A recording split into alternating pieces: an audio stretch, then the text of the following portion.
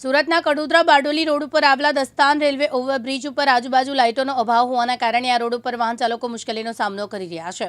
ઉપરાંત આ railway overbridge ઉતરતા સાથે બારડોલી તરફના રસ્તે મોટો ખાડો પડેલો હોવાથી આ પુલ પરથી ઢળાવ નીચે ઉતરતા સાથે એક મોટો ખાડો પડેલો છે, જેમાં દિવસના સમયે એક વાહન ચાલકો ભટકાય છે, પરંતુ રાત્રિના સમયે અંધકાર હોવાના કારણે ખાસ કરીને મોટરસાઇકલ અને રિક્ષાઓ આ ખાડામાં જોરથી ભટકાય છે અને અનેક મોટરસાઇકલ ચાલકો ઇજાગ્રસ્ત થયા છે।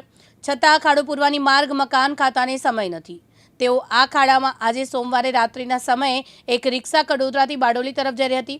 આ ખાડામાં પટકાતા રિક્ષામાં સવાર 4 મુસાફરો અને ચાલકોને ગંભીર ઇજા થતાં 108 મારફતે હોસ્પિટલ ખસેડવામાં આવ્યા। ત્યાંથી પસાર થતા રાહદારીઓ ખાડાને કારણે લોકોને પડતી હાલાકીના કારણે અધિકારીઓ પર ફિટકાર વરસાવી રહ્યા છે। આવો જોખમી ખાડો જો પૂરવામાં નહીં આવે તો આવનારા દિવસોમાં મોટી જાનહાનિ થવાની સંભાવના સેવાઈ રહી છે।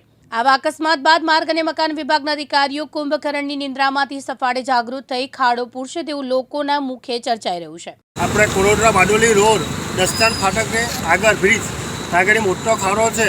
1 મહિનાની આગળથી છે ખાડો। કોઈ સરકારની ફરજ નથી કે ખાડાને સીધો કરે।